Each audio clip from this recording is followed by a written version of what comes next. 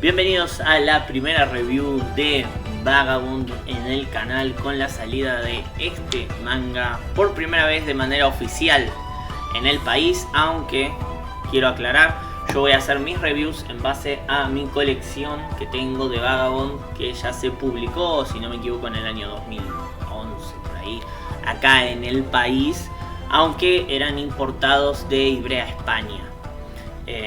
Pero bueno, nada, bienvenidos, como decía recién, a esta review en la cual vamos a estar analizando un poco este primer tomo y va a funcionar también a modo de, ¿cómo decirlo?, de reacción en cierta manera, porque sinceramente no recuerdo casi nada del rumbo que toma la obra más adelante. O sea, solo lo leí una vez este manga y ahora lo estoy releyendo. De hecho, para hacer esta review lo leí 2 veces más, este primer volumen. Así que la verdad, como les digo, es casi una reacción para mí. Estoy de a poco rememorando muchos de los acontecimientos que van sucediendo en la obra. Así que nada, los invito a que me acompañen en esta serie de reviews que vamos a hacer de cada volumen. Y también, si les interesa, que me dejen un like, que eso me ayuda muchísimo. También si comparten el video, si se suscriben y todo lo que ustedes ya saben. Y ahora sí, comencemos con la review.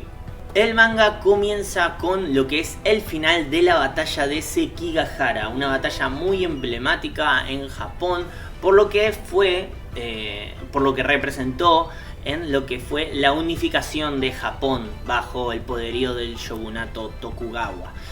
Esta batalla aproximadamente sitúa en el 1595 por ahí, más o menos se sitúa, y es donde Takehiko Inoue decidió situar el comienzo de su historia. La verdad que es un momento, en lo que es la historia japonesa, es un momento súper interesante, porque como digo, es donde vemos mucho de lo que es luego la unificación de Japón, el imperio Tokugawa, bueno, todo lo que significa para la historia japonesa ese momento histórico, ¿no? O sea, realmente fue una época muy complicada, no era el mejor momento para vivir en Japón, la verdad, pero que realmente sentó las bases de lo que es el Japón que hoy en día conocemos. O sea, en el sentido de todo lo que es la mitología, por decirlo de alguna manera, de los samuráis y todo eso. Digamos que, si bien ya existía, acá fue donde se incrementó, ya que justamente en la era Tokugawa fue cuando le empezaron a dar más poder a las familias de los samuráis y todo eso, que realmente fue muy interesante. Antes estaban los nobles y bueno, los samuráis a partir de acá consiguieron como una especie de pseudo privilegios o incluso podríamos decir un estatus casi como el de la nobleza, que realmente cambió la estructura social japonesa, porque antes estaba solo la nobleza y los campesinos, la gente que trabajaba la tierra. A partir de acá comenzó a existir este nuevo estrato social que cambió mucho lo que es la forma de vida de Japón, y sobre todo porque cualquiera podía acceder a esto siempre y cuando tuviera el dinero como para hacerlo estudiando esgrima en alguna de las escuelas. Por eso vamos a ver que en la obra de Vagabond también las escuelas de esgrima, las escuelas de lucha son tan importantes, porque justamente muchísima gente quiere acceder a ellas. Pero bueno, como decía recién, la obra comienza acá y, para sorpresa de todos, siendo que justamente Musashi Miyamoto es conocido por la cantidad de victorias que tuvo a lo largo de su vida, vemos que el manga comienza con justamente las palabras de "he sido derrotado". O sea, comienza con una derrota por parte de Musashi, ya que él pertenecía al ejército perdedor de este combate, ¿no? Bueno, es acá cuando empezamos a ver que en realidad son dos los protagonistas de la obra, por lo menos de este primer tomo, y es que por un lado lo tenemos a Musashi, como decía recién, aunque todavía se llama Takezo, o sea, su nombre original era Shinmen Takezo. El nombre real con el que se lo conoció a esta figura histórica era Shinmen Takezo, pero él mismo luego adoptó el nombre de Musashi Miyamoto. para dejar atrás un poco el legado de su padre, podríamos decir, del cual es medio un misterio la historia real del padre, por lo que he podido averiguar. Es medio como un misterio, no se sabe realmente bien qué pasó con él, no se sabe si murió, si lo abandonó, no se sabe mucho del padre de Musashi. Pero bueno, nada, como decía recién, estos dos personajes sobreviven a la batalla y se deciden a escapar. Luego son interceptados por estos cazadores de supervivientes, como les decía. O sea, era gente que se dedicaba a pasar después por una zona de combate, a matar a todos los que hayan sobrevivido. Y es acá donde vemos por primera vez en todo el manga el lado salvaje de Musashi. El lado en donde libera toda su furia interior y ese fuego que él tiene, peleando justamente contra estos exterminadores de sobrevivientes. Bueno, básicamente ganan gracias a Musashi, el amigo Matahachi, o como se diga. Realmente mucho no sirve. O sea, vamos a ver que, y acá lo digo como a tono personal, creo que en este primer volumen Matahachi es el personaje más interesante en realidad del tomo, porque Musashi no vemos tantos matices de él, vemos simplemente una persona focalizada en quiero pelear. En cambio en Matahachi lo vemos al personaje más complejo, si bien es una mierda, o sea, jamás querría tenerlo de amigo. Es creo que el personaje que otorga una mayor diversidad, una mayor gama de colores en su personalidad, ¿no? Pero bueno, nada, vemos que sobreviven y es así como se encuentran con una pequeña niña en el bosque, que de hecho se sorprenden que qué hace esta pendeja acá en una zona de combate. O sea, está lleno de cadáveres por todos lados, la cual se llama Akemi, y los lleva para que descansen a su casa, en donde conocen a la madre de Akemi, que se llama Oko. Entonces bueno, es mediante un par de situaciones un tanto turbias, ya que Oko les propone por qué no se quedan ahí y se casan alguno de los dos con Akemi, porque bueno, sabemos que en esa época una mujer sola realmente no servía para nada, y tengamos en cuenta que la hija tenía 15 años, o sea. Pero bueno, les propone a cualquiera de los dos casarse con Akemi o con ella misma, les dice. Sabemos que su marido, el padre de Akemi, fue asesinado, pero no sabemos todavía cómo. Es así que descubren que para sobrevivir estas dos chicas lo que hacen básicamente es, justamente cuando hay una batalla, van al lugar del combate y roban todo aquello que tenga algo de valor para poder después revenderlo. Y también para pagar sobornos, porque vamos a ver que existe el grupo Tsuchikase. Que el grupo Tsuchikase es como una especie de protectores del pueblo, pero que en realidad van por ahí cobrando sobornos. Nada, los típicos matones que van y se meten en la casa de uno, te roban, lo que sea, y supuestamente te están cuidando del mal peor que podría venir en un hipotético caso. Muy loco. Pero bueno, como decía, está este grupo y bueno, y ellas básicamente lo que hacen es venden todo lo que puedan vender, sin que el grupo Tsuchikase lo encuentre, pero además de esta manera también lo sobornan. O sea, es un poco raro. Pero lo curioso es que el líder, que se llama Tenma, está un poco obsesionado con Oko, con la madre de Akemi. Y lo que me hace pensar que probablemente, o sea, mató al padre justamente por ahí, por celos o por querer robarse a la mina. No sé, un poco raro, pero bueno, la cuestión es que Akemi lo odia profundamente. Entonces en un momento el grupo Tsuchikase va a su revisión rutinaria de, bueno, vamos a ver qué le robamos a esta gente y decimos que lo estamos defendiendo. Entonces se meten a la casa y ahí adentro está Oko, a la cual Tsuchikase dice, bueno, enojado porque Oko no le da pelota, violenla. O sea, terrible.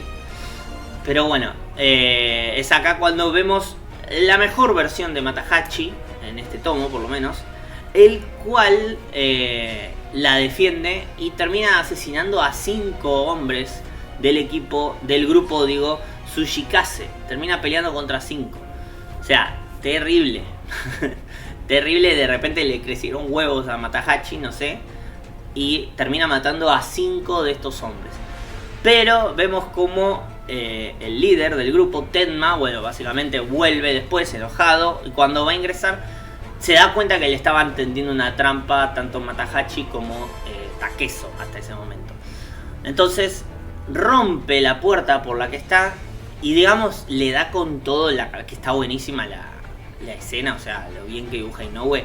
Le rompe la cabeza a Tenma contra una piedra, pero resulta herido él, porque Tenma, cuando le agarró la cabeza con la mano, le mordió la mano y le arrancó un cacho de carne. Entonces eso le provocó muchísimo miedo a este Tenma y empezó a correr. O sea, terminó siendo súper cagón el Tenma, tan machito que se creía que quería violar a Oko, y al final terminó siendo súper cagón y se fue corriendo a la mierda, haciendo que el primer combate real que vemos de Musashi en la obra, o sea, el primer combate un poco más serio, por decirlo de alguna manera, porque antes se había enfrentado a un par de mindundis, de nadie. En ese caso al final sea bastante decepcionante, porque no... el tipo en sí se rindió y apenas opone resistencia. Luego de esto vemos que, bueno, Matahachi, acá viene para mí gusto una de las mejores escenas del tomo, a pesar de lo funable que es. Matahachi se siente como muy contento de haber justamente podido defenderse y pelear contra estos 5 que los atacaron y haberlos matado a los 5. Entonces está como muy orgulloso de lo que hizo y dice, ya fue, me voy a acostar con Oko. Y se mete en la habitación de Oko como para tener sexo. En cierta manera, recordemos, no es una violación, porque Oko en realidad medio que los había invitado antes. No es que eso sea lo funable, sino que cuando Oko le pregunta quién sos, él dice Takezo. ¿Por qué? Por la grandísima inseguridad que él tiene. O sea, a pesar de haber logrado esto, él se siente extremadamente superior a Musashi, a Takezo. Se siente muy inferior porque Takezo siempre fue alguien que se las arregló solo, y Matahachi en cambio siempre fue alguien que se dedicó a seguirlo.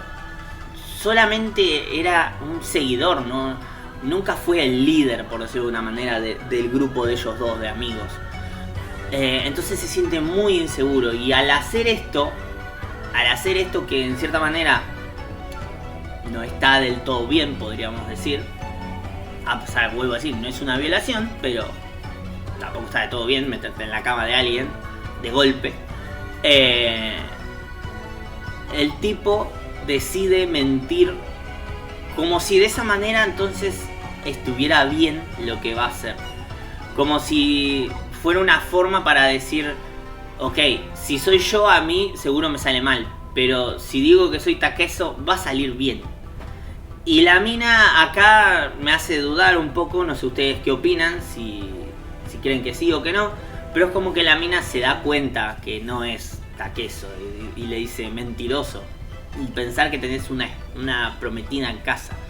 Porque Matahachi, al ser el líder, o sea, el sucesor de la familia Hon y Den, está prometido con una niña que se llama Otsu en su pueblo natal, de donde vienen ellos, que no me acuerdo dónde era, creo que Harima es el pueblo.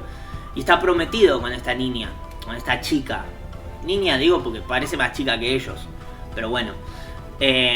La cual es muy interesante ver porque en realidad ni siquiera recuerda el nombre de Matahachi. O sea, ellos se fueron hace como un año supuestamente del pueblo o 2 para ir a esta guerra, el cual Matahachi fue persuadido por Tenma para ir a Takezo, para ir a esta guerra. Entonces es como que la chica casi que no recuerda, o sea, no recuerda su rostro. Pero cuando se entera, porque al final del tomo vemos que Musashi o Takezo vuelve al pueblo y trae una carta consigo para darle a Otsu. En esa carta está firmada no por Matahachi, que eso es creo lo peor, sino está firmada por Oko, la mujer con la que se está acostando Matahachi, diciendo que se olvide de Matahachi, que ya está, que viva su vida, que sea feliz, lo que sea. Y es acá que Otsu llora y recuerda por primera vez la cara de Matahachi. Me parece un momento espectacular porque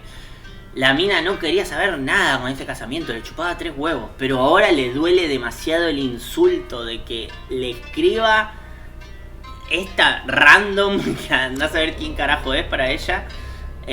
Me parece un momento increíble cómo llora a la vez, porque a todo esto hay que contar que la abuela de Matahachi, o la madre, no recuerdo,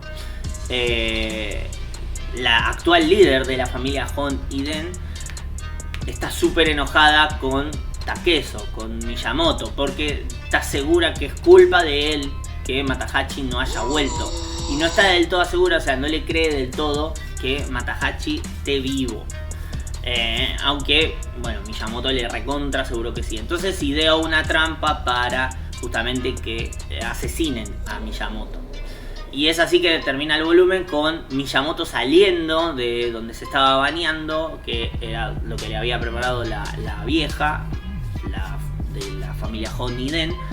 Le había preparado como un baño para que se bañara y así es atacado mientras se está bañando para matarlo. Pero él se dio cuenta y sale del baño y el volumen termina así, con por un lado Miyamoto a punto de comenzar el combate y dice los voy a matar a todos.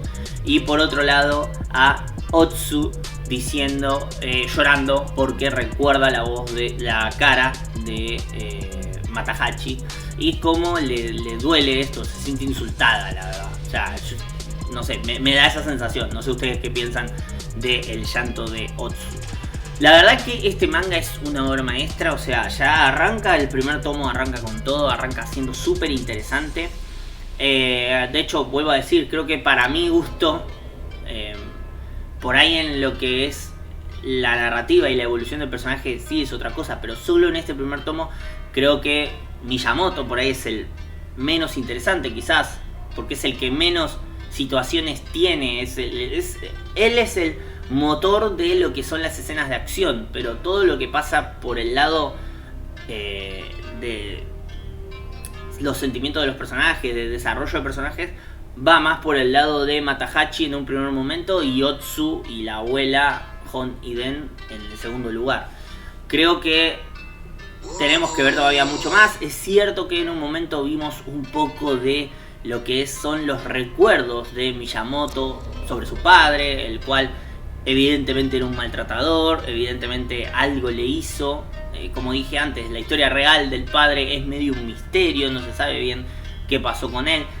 Hay que ver cómo lo adapta acá en Vagabond, porque sinceramente no lo recuerdo. Como dije, lo leí hace muchos años. Así que nada, la verdad que este primer tomo fue espectacular.